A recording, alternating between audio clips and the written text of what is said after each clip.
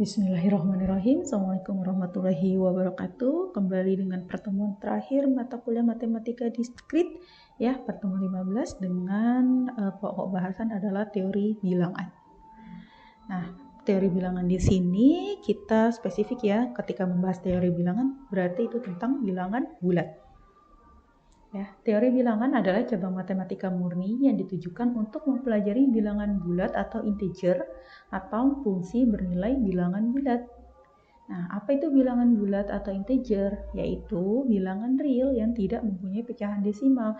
Contoh, 12-nya utuh ya, 30-nya utuh, min 2-nya utuh, min 34-nya utuh, dan 0 ya. Nah, lawannya dari bilangan bulat adalah bilangan real, yaitu bilangan yang mempunyai titik desimal, seperti 8,0 ya, 34,25, 0,02 dan lain sebagainya. Adapun sifat-sifat pembagi pada bilangan bulat, yaitu misalkan A dan B adalah bilangan bulat di mana A tidak sama dengan 0.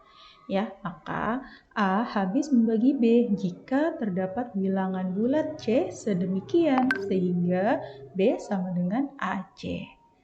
Notasinya ya, ini adalah A membagi B jika B sama dengan A kali C, di mana C anggota bilangan bulat dan A tidak sama dengan 0. Contoh 4 habis membagi 12. Karena apa? Karena 12 dibagi dengan 4 sama dengan 3. Lihat ya, ketika tandanya lurus seperti ini, artinya apa? Ya, artinya adalah habis membagi. Sementara kalau begini berarti artinya dibagi. Ya, 12 dibagi 4 hasilnya 3 bilangan bulat ya, atau 12 sama dengan 4 kali 3. Maka 4 habis membagi 12. Tetapi 4 tidak habis membagi 13. Kenapa? Karena 13 dibagi 4 hasilnya adalah 3,25 dan itu bukan bilangan bulat. Nah, ini adalah pohon gitu ya, dari teori bilangan yang kita mulai dari bilangan kompleks ya, kemudian bilangan kompleks itu terdiri dari bilangan real dan imajiner, bilangan real terdiri dari rasional dan irasional, serta bilangan rasional sendiri terdiri dari bilangan bulat dan pecahan. Adapun bilangan bulat itu dibagi 3 ya, ada bulat positif, 0 dan negatif. Bilangan bulat positif itu ada bilangan prima, ada 1 dan ada bilangan komposit. Apa itu komposit? Yaitu bilangan yang bukan prima. Teorema Euclidean, PBB, dan relatif prima. Teorema Euclidean, teorema 1 ya, misalkan M dan N adalah dua buah bilangan bulat dengan syarat N-nya lebih besar dari 0. Jika M dibagi dengan N, maka hasil pembaginya adalah Q atau quotient. Ya, dan sisanya adalah R atau remainder. Sedemikian sehingga M sama dengan N dikali Q ditambah R dengan 0 kurang dari atau sama dengan R kurang dari N. Ya, berarti apa? R-nya itu tidak boleh negatif. Nah, ini ya kita rumuskan M sama dengan NQ plus R. Contoh, 1987 dibagi 97 ya, hasilnya adalah 20 dan sisanya 47. Maka kita bisa tuliskan berdasarkan notasi ini, 1987 sama dengan 20 dikali 97 ditambah 47 ya. Kenapa? Karena 1987 dibagi 20 ya, dibagi N hasilnya 97 dan sisanya adalah 47. Ya, adapun contoh yang kedua, min 22 dibagi 3 sama dengan min 7 plus 1 plus min 1 ya. Ini keliru. Kenapa keliru? Karena R-nya itu tidak boleh negatif ya. 0 kurang dari sama dengan R kurang dari N ya, R-nya minimal 0, tidak boleh negatif. Nah ya, lalu bagaimana supaya ini negatif ya? Maka agar ini tidak negatif ya, karena tidak memenuhi syarat, maka min 22 dibagi 3 ya, kita mutlakkan ya, sehingga 3 dikali min 8 itu hasilnya adalah min 24. Ya, sementara di sini ada 22, min 24, supaya 22 bagaimana? Oh iya, harus ditambah 2. Ya, jadi dinaikkan ya perkaliannya gitu ya. Nah, atau dinaikkan ke yang hasilnya lebih mendekati gitu ya. Sehingga tanda di sini R-nya bisa positif. Nah, pembagi bersama terbesar atau PBB. Disebut juga greatest common divisor atau GCD. PBB dari A dan B adalah bilangan bulat terbesar D sedemikian hingga D habis membagi A dan D juga habis membagi B. Ya, dalam hal ini dinyatakan bahwa PBB dari A dan B adalah D. Contoh, tentukan PBB dari 45 dan 36 ya. Nah, berarti 45 ini memiliki faktor pembagi. Berapa saja faktor pembaginya? Ada 1, ada 3, ada 5, 9, 15, 45 ya. Nah, ini adalah bilangan-bilangan yang habis membagi 45. Kemudian, faktor pembagi 36 ada apa saja? Ada 1, 2, 3, 4, 9, 12, 18, 36 ya. Ini adalah bilangan-bilangan yang habis membagi 36. Nah, sekarang kita lihat faktor pembaginya. Ya, kita tandai mana yang sama nih. 1 sama, 3 sama, 9 sama. Ya, nah dari sini kita ambil faktor pembagi terbesar. Mana yang paling besar? Yaitu 9. Ya, sehingga faktor pembagi terbesarnya adalah 9. Maka kita bisa sajikan di sini PBB 45 dan 36 adalah 9. Ya. Nah, contoh nih, tentukan PBB dari 36 dan 24. Sama seperti tadi, faktor pembagi 36 adalah ini 1, 2, 3, 4, 6, 12, 18, dan 36. Sementara faktor pembagi 24 adalah 1, 2, 3, 4, 6, 8, 12, dan 24 ya. Nah, dari bilangan-bilangan yang sama ini atau faktor pembagian sama ini, manakah yang paling besar? Iya, yang paling besar adalah 12, sehingga PBB antara 36 dan 24 adalah 12. Paham ya? Teorema 2, misalkan M dan N adalah dua buah bilangan bulat dengan syarat N-nya lebih besar dari 0. Sedemikian sehingga berlaku ini ya tadi M sama dengan NQ plus R ya, maka PBB dari M dan N sama dengan PBB dari N dan R. Ya. Nah, ini contohnya. M-nya 60, N-nya 18 ya. Berarti 60 itu ya ketika dibagi 18 hasilnya adalah 3. Sisanya 6. Maka 60 sama dengan 18 dikali 3 ditambah 6. Maka PBB dari 60 18 sama dengan PBB dari 18 dan 6 yaitu 6. Ya, kemudian kita masuk ke relatif prima. Ya, apa itu relatif prima? Singkatnya, relatif prima adalah suatu bilangan yang PBB-nya 1. Ya. Nah, contoh 20 dan 3 disebut relatif prima sebab PBB dari 20 dan 3 adalah 1. Nah, ini penjelasannya. Faktor pembagi dari 20 ada 1, 2, 4, 5, 10, dan 20. Ya, ini adalah bilangan-bilangan yang habis membagi 20. Sementara faktor pembagi 3 hanya 1 dan 3.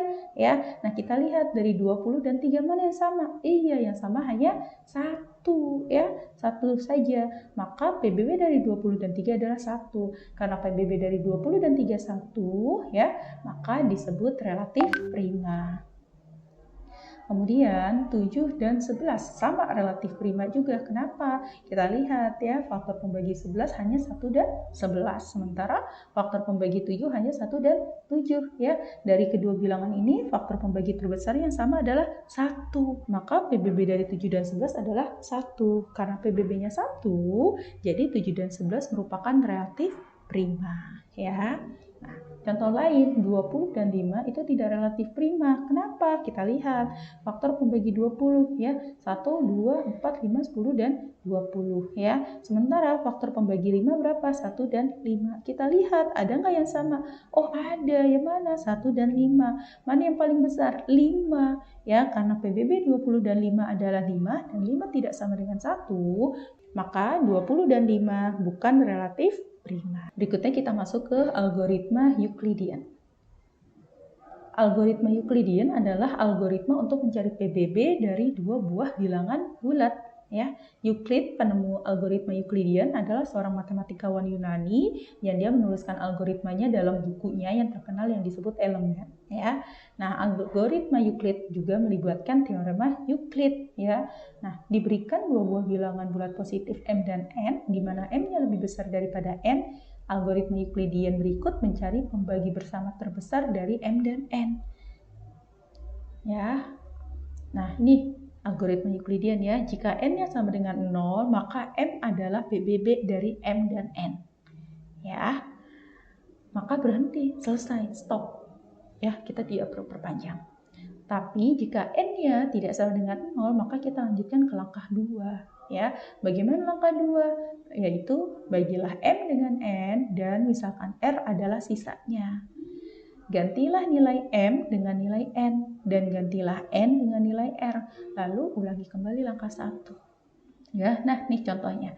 M-nya 80, N-nya 12 dan dipenuhi syarat M lebih besar dari N, ya, atau sama dengan N. Tentukan PBB dengan menggunakan algoritma Euclidean. Ya, pertama nih 80 ya dibagi 12 dapatnya berapa? Iya, dapatnya 6 ditambah 8 ya. Nah, lihat teman-teman. Ini ada sisa ya, sisanya berapa? 8 ya. Karena 8 tidak sama dengan 0 ya, maka kita lakukan langkah kedua ya.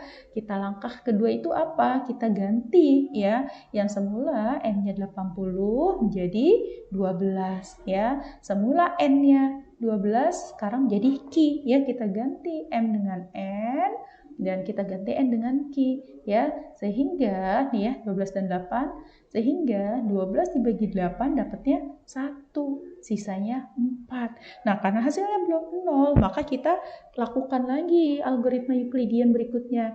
Yang kita pakai adalah 8 sebagai pengganti 12 dan 4 sebagai pengganti 8 ya. Atau N untuk menggantikan M dan Q untuk menggantikan N. Maka di sini menjadi apa? 8 dibagi 4. Ya, dapatnya berapa? 2. Ya, ada sisanya nggak? Nggak ada. Karena sudah tidak ada sisanya, berarti sudah stop, selesai. Ya. Nah, 4 ya adalah sisa, di atasnya 0. Maka 4 ini adalah PBB antara 80 dan 12. Ya, jadi PBB itu letaknya adalah di posisi pembagi terakhir sebelum 0. Ya. Nah, berikutnya aritmetika modulo dan kongruen. Ya, definisi. Misalkan A dan M adalah bilangan bulat di mana M-nya lebih besar dari 0. Operasi A mod M dibaca A modulo M. Ya, yaitu pembagian yang memberikan sisa ya. Memberikan sisa jika A dibagi M.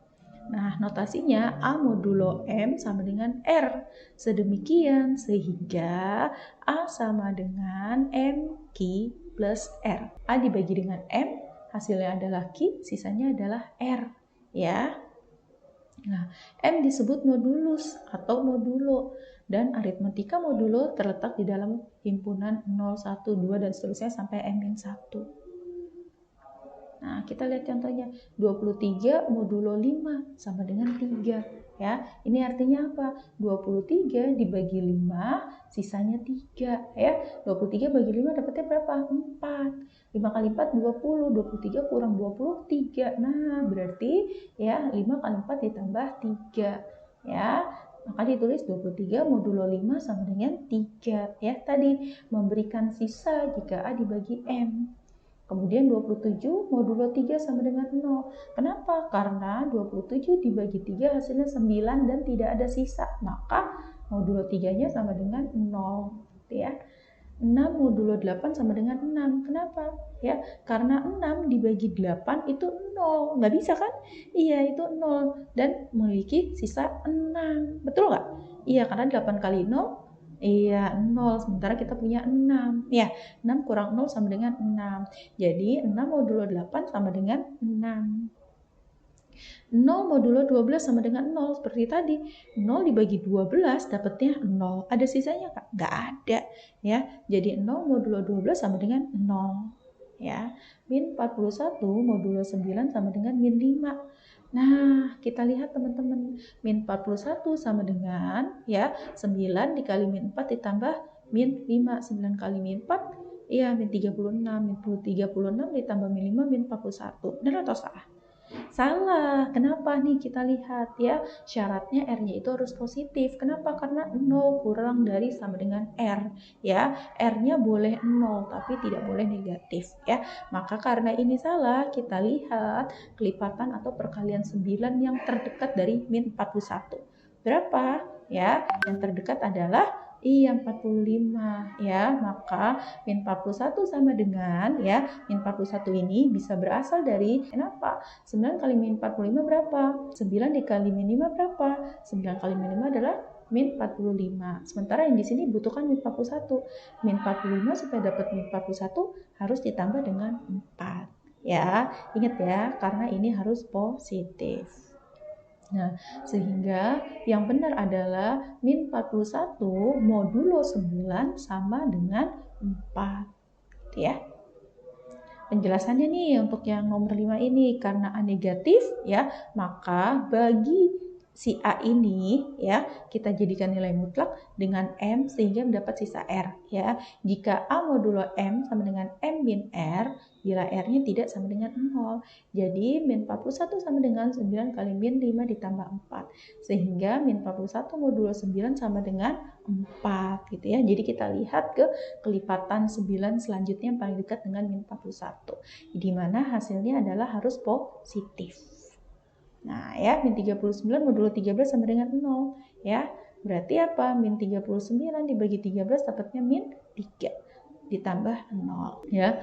A-nya boleh negatif tapi R-nya tidak boleh. Berikutnya adalah kongruen. Misalkan A dan B adalah bilangan bulat dan M lebih dari 0. Maka A kongruen dengan B modulo M jika M habis membagi A min B. Ya, notasinya A kongruen B modulo M ya. Nah, ini dibaca A kongruen B modulo M. Contoh 38 modulo 5 sama dengan 3. Kenapa? Karena 38 dibagi 5 dapatnya 7, sisanya 3. Ya, 13 modulo 5 sama dengan 3. Artinya apa?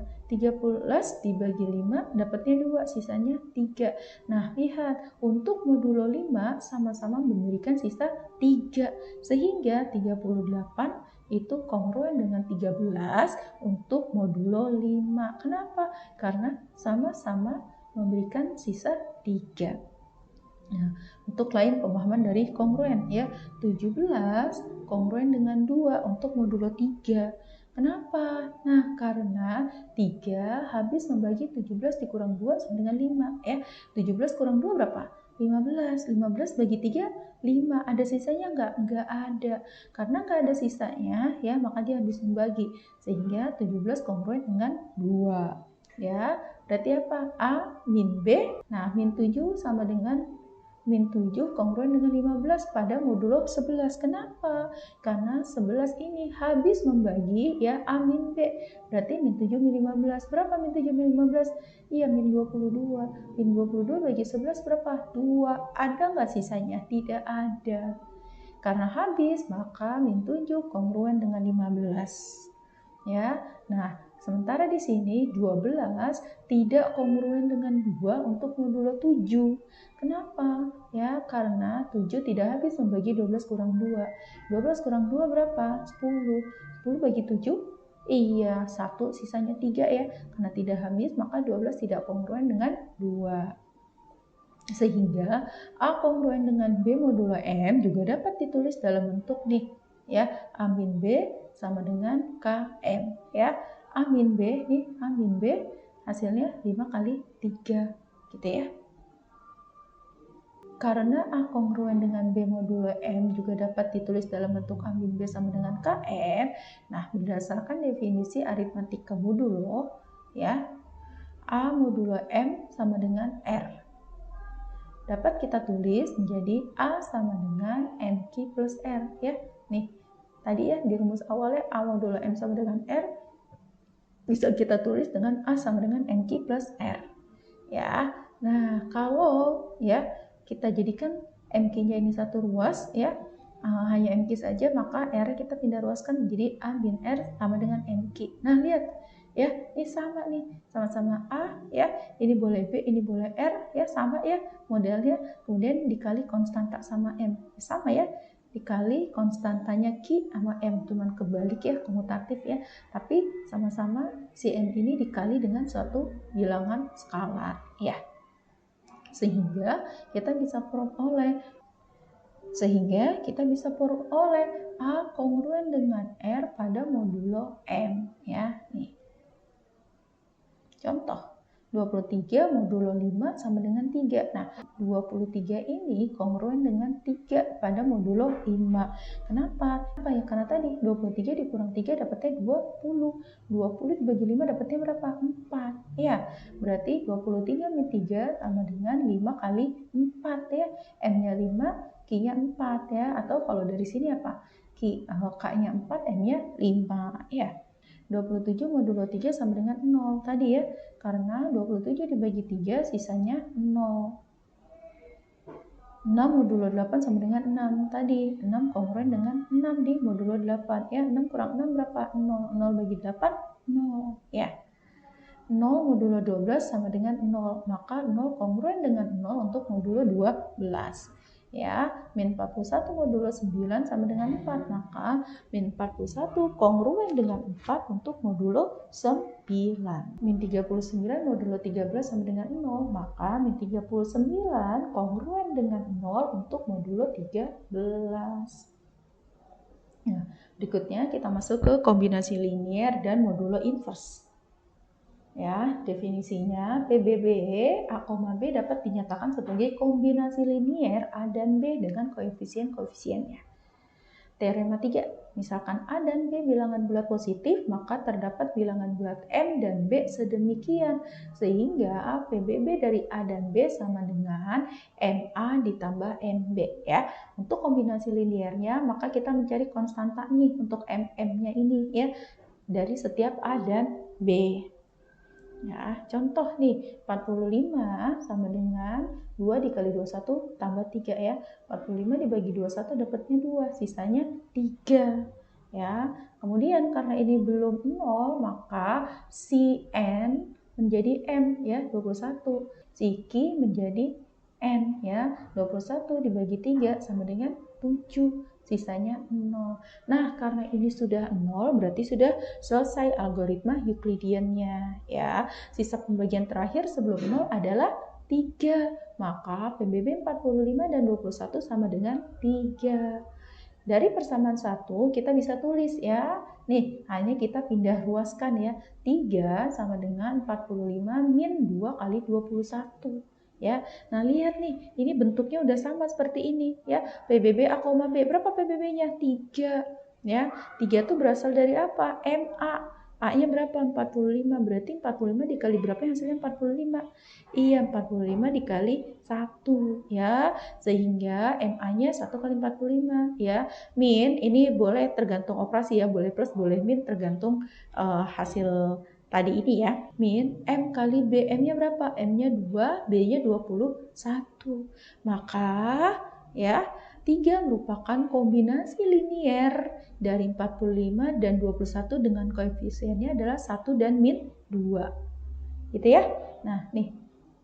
Jadi kita lihat AB-nya dulu. Berapa PBB-nya? 3. Maka di sini harus ada hubungannya dengan AA dikali berapa yang PBB-nya bisa 3 ya. Ditambah atau dikurang B dikali berapa yang PBB-nya hasilnya adalah 3 ya.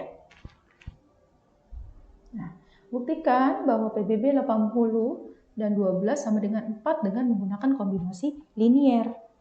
Ya, ingat ya, ini proses yang tadi kita sudah kerjakan di awal untuk teorema atau algoritma Euclidean ya.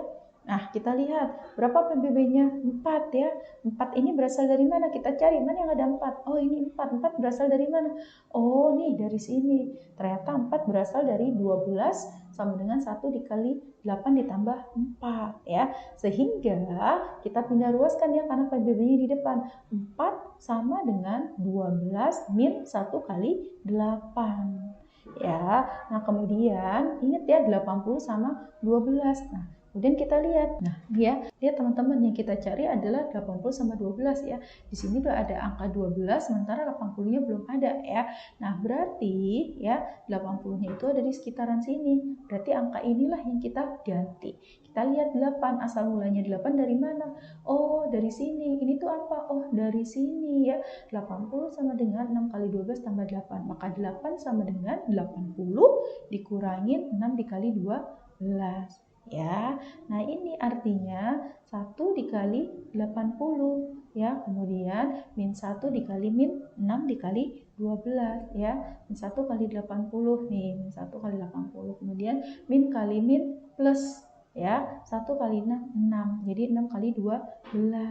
Nah kita lihat teman-teman, ternyata ini ada yang sama, di sini 12, di sini juga 6 kali 12. 12 di sini apa artinya? 12 di sini artinya adalah 1 kali 12 ya. Maka karena ada unsur 12 yang sama, kita satukan ya. 12 berasal dari 1 kali 12 ya, ditambah 6 kali 12 dikurang 1 kali 80. Nah, ini berarti apa? 1 ditambah 6 ya. Hukum matematika ya, ketika ada perkalian dan penjumlahan ya dengan tampilan yang seperti ini, berarti ini hasilnya juga bisa dikerjakan dengan 1 ditambah 6 ya, sama dengan 7 dikali 12 ya, sehingga ini menjadi 7 kali 12. Min 1 kali 80-nya kita tetap tulis ya. Sehingga dari sini kita sudah dapat teman-teman, berarti ya kombinasi linier dari 4 terhadap 80 dan 12 ya itu terbukti dengan koefisiennya 7 dan min 1 ya. Sekarang kita hitung, benar nggak 7 kali 12 min 1 kali 80 itu hasilnya 4 ya. 7 kali 12 84, 1 kali 80 80, 84 kurang 80 sama dengan 4, betul. Maka terbukti ya bahwa 4 adalah kombinasi linier dari 80 dan 12 dengan koefisiennya 7 dan min 1. Paham ya? Balikan modulo atau modulo inverse ya. Jika A dan M relatif prima dan M lebih dari 1, maka kita dapat menemukan balikan atau inverse dari modulo M. Nah, berarti inverse dari modulo ya atau modulo inverse itu punya syarat. Apa syaratnya? Yaitu dia merupakan relatif prima dengan M-nya lebih dari 1 ya. Kalau dia bukan relatif prima, maka dia tidak memiliki balikan modulo. Ya, balikan dari A modulo M adalah bilangan bulat X. Sedemikian sehingga ya bilangan bulat X ya hasilnya yang dibalikannya ya, sehingga X kali A kongruen dengan 1 modulo M. Atau kita bisa tulis dalam bentuk lain, A inverse modulo M sama dengan X. Atau ya ini balikan dari modulo M adalah X. Nah, biar tergambar, perhatikan contoh berikut. Tentukan inverse dari 4 modulo 9. Ya, ingat ya, syaratnya dia balikan modulo atau modulo inverse adalah harus relatif prima. Nah, sekarang kita cari ya PBB dari 4 dan 9. Kenapa? Karena relatif prima itu syaratnya PBB-nya harus 1. Ya, sekarang kita kerjakan untuk mencari PBB 4 dan 9 dengan algoritma Euclidean. Ya, sehingga kita peroleh 9 dibagi 4 sama dengan 2. Sisanya adalah 1. Nah, karena ini belum 0, maka kita lakukan langkah kedua. 4 sebagai M dan 1 sebagai sebagai N-nya ya. Maka 4 dibagi 1 dapatnya 4. Ada sisanya? Enggak ada. 0 ya. Nah, sudah selesai karena sudah 0 ya. Masih ingat ya PBB yang mana?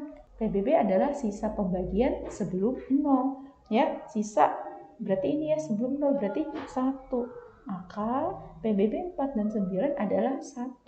Karena PBB-nya 1, maka dia merupakan relatif prima. Karena 1 lebih dari 0, serta 4 dan 9 relatif prima, maka 4 modulo 9 memiliki inverse. Ya, nih syaratnya relatif prima dan M-nya lebih dari 1. Ya, 1 tuh lebih dari 0, ya, serta 4 dan 9 relatif prima, maka 4 modulo 9 memiliki inverse.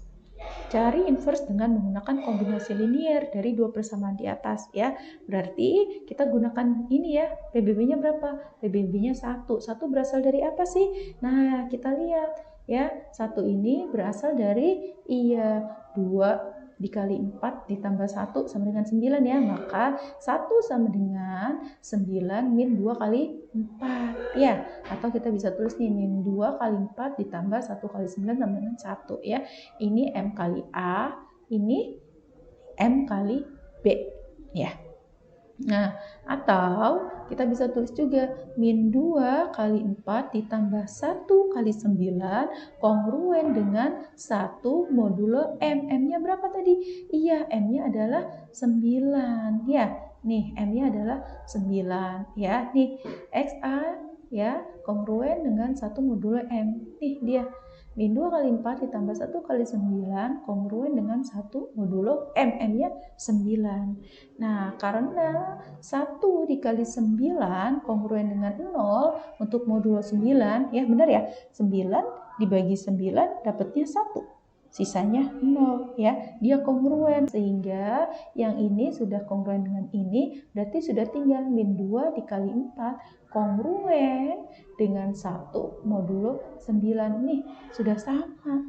Ya, sudah sama ya, min 2 kali 4 ya kongruen dengan 1 modulo 9. Berarti berapa balikan atau inversnya?